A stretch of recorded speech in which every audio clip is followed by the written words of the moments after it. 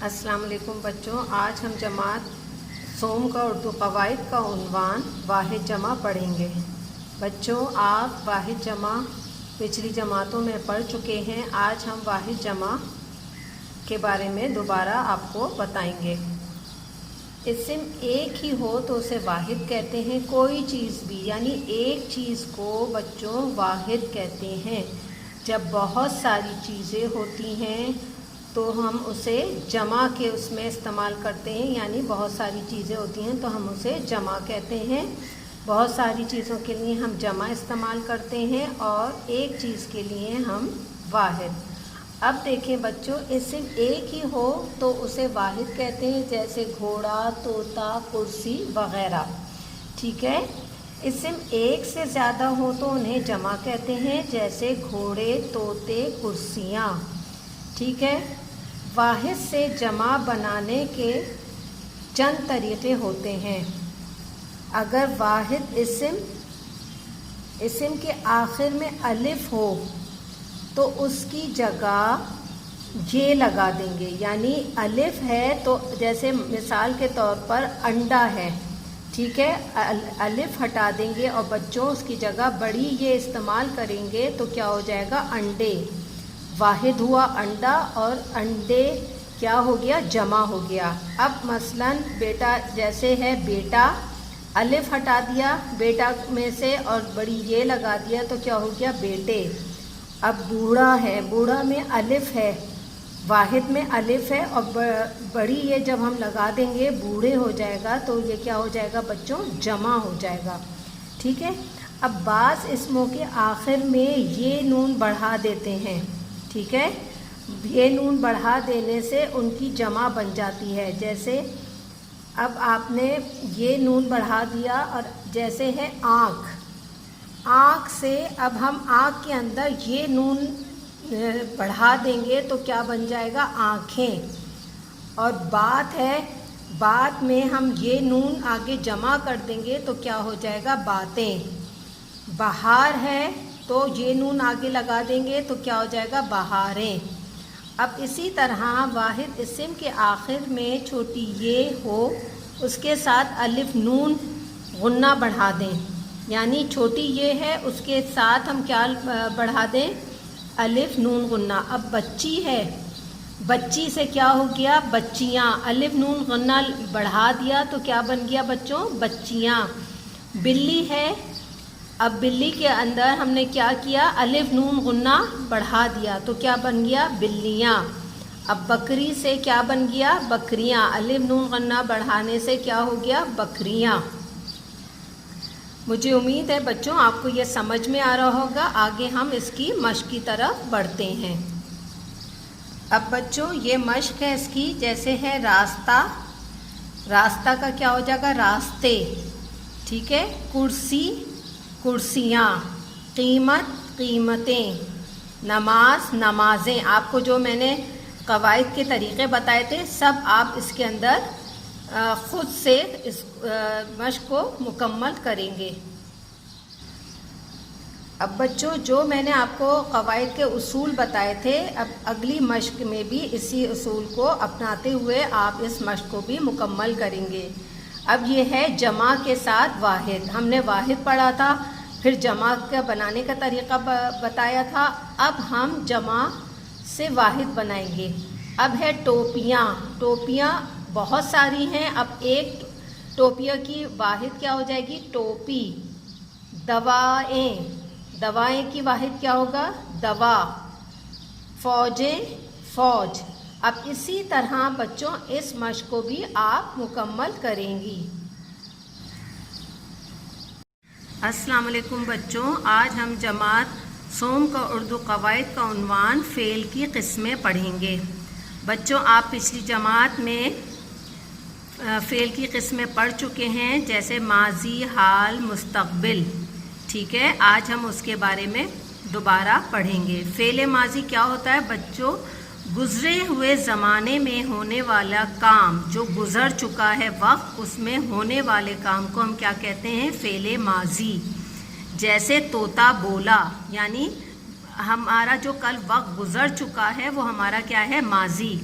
اب فعل حال ہے موجودہ زمانے میں ہونے والا کام، جیسے طوطا بول رہا ہے، جیسے ہم کام کر رہے ہیں، ابھی جو ہم حال میں کام کر رہے ہیں وہ ہمارا کیا ہے؟ فعل حال۔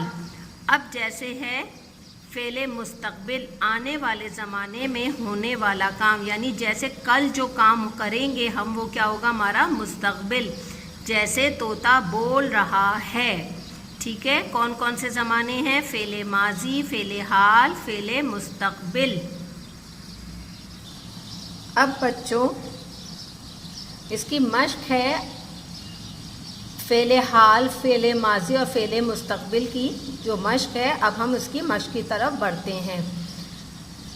آنا سے آتا ہے فعل حال ہے، اسی طرح ہر لفظ کے ساتھ بننے والا فعل حال لکھیں۔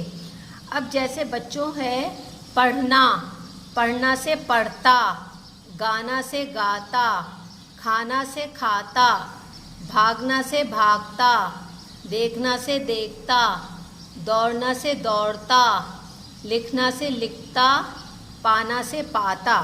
ٹھیک ہے، اب بے ہے آنا سے آیا، فعل ماضی ہے، ہر لفظ کے ساتھ اس سے بننے والے فعل ماضی لکھیں۔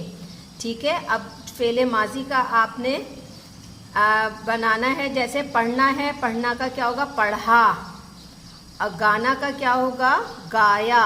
ٹھیک ہے، یعنی ہمیں فعل ماضی میں اس کو بنانا ہے۔ اب نمبر جیم ہے آنا سے آئے گا، فعل مستقبل ہے، ہر لفظ سے بننے والا فعل مستقبل لکھیں۔ اب بچوں جیسے ہے پڑھنا، پڑھنا سے کیا ہوگا؟ پڑھے گا۔ گانا سے کیا ہوگا؟ گائے گا۔ کھانا سے کیا ہوگا؟ کھائے گا۔ اسی طرح آپ اس مشق کو مکمل کریں گے، نہایت بہترین خوش خطی کے ساتھ مکمل کریں گے۔ اب ہم اس کی اگلی مشق کی طرف بڑھتے ہیں۔ اب بچوں مشق ہے فعل حال کے گرد دائرے لگائیں۔ اب ہے میں ابھی بازار جا رہا ہوں، کیا ہے؟ جا رہا ہوں۔ اب آگے کیا ہے؟ لڑکا بھاگ رہا ہے۔ اب فعل حال کے گرد آپ کو دائرے لگانے ہیں، جس میں دیکھیے اب فعل حال کیا ہے، اس کے گرد دائرے لگائیں گے۔ امتحان سر پر آ رہا ہے۔ ٹھیک ہے، اب آپ ہے فعل ماضی کے گرد دائرے لگائیں۔ میں کل بازار گیا تھا، یعنی میں کل بازار گیا تھا، کیا ہوگا اس کے اندر؟ گیا تھا۔ ٹھیک ہے، شادی کل تھی، لڑکا کراچی گیا تھا۔ اب اس کی مشق آگے ہے فعل مستقبل کے گرد دائرہ لگائیں۔ میں کل بازار جاؤں گا، جاؤں گا۔ ٹھیک ہے، صرف ایک لڑکا جائے گا، وہ امتحان میں اول آئے گا۔ اب آپ کو ان کے کیا ہے؟ گرد دائرے لگانے ہیں فعل۔ السلام علیکم بچوں، آج ہم جماعت سوم کا اردو قواعد کا عنوان مذکر مؤنث پڑھیں گے۔ مذکر مؤنث آپ جانتے ہیں بچوں، مذکر نر کے لیے استعمال ہوتا ہے اور مؤنث مادہ کے لیے۔ تو بچوں مذکر اسموں کے ساتھ ان کے مؤنث لکھیے۔ ٹھیک ہے، میاں کا کیا ہوگا؟ بیوی۔ مرد کا کیا ہوگا؟ عورت۔ داماد کا کیا ہوگا؟ بہو۔ شہزادہ، شہزادی۔ شیر، شیرنی۔ ہاتھی، ہتنی۔ ٹھیک ہے، باقی آپ ان کو مکمل کریں۔ والد، ہرن، ماموں، درزی، نوکر، چڑا۔